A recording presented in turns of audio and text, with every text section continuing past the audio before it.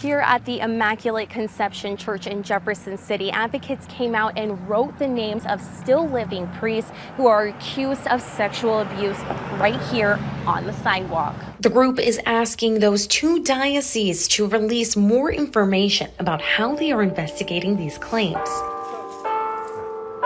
David Klahesi with the Survivors Network of Those Abused by Priests wants everyone walking by this church to read the names of the men accused of using their positions of power to sexually abuse women and children. But the simple truth is that child molesters always have and always will gravitate towards positions of power over kids and access to kids.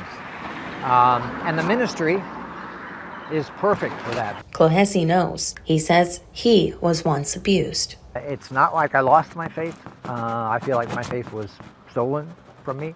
He made his emotional plea in front of a church where abuse is said to have taken place. In one of the two lawsuits filed this week, 11 people accused 7 clergymen from the Springfield Cape Girardeau diocese of abusing women and children in the 80s and 90s. We asked the diocese for an interview. Instead, they shared a statement that does not address the lawsuit. Instead, it outlines the policy for investigating claims and says it has a zero-tolerance policy. The diocese also says any violation of this policy will be grounds for discipline up to and including termination. Tragically, that's not happening.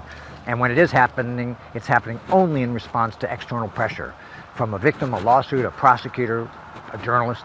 5 people accuse the Jefferson City Catholic Diocese of covering up abuse against them. In a statement sent to me today, the diocese says none of the accused clergymen are working at that diocese, and 3 are deceased. Investigators are looking into claims against one deceased priest who did not have previous allegations. They are also working to identify who Dave is, as the lawsuit could not identify them by a full name. So it is important that church officials share what they know about these men, because that kind of information really, really helps survivors feel validated and feel some degree of closure and comfort.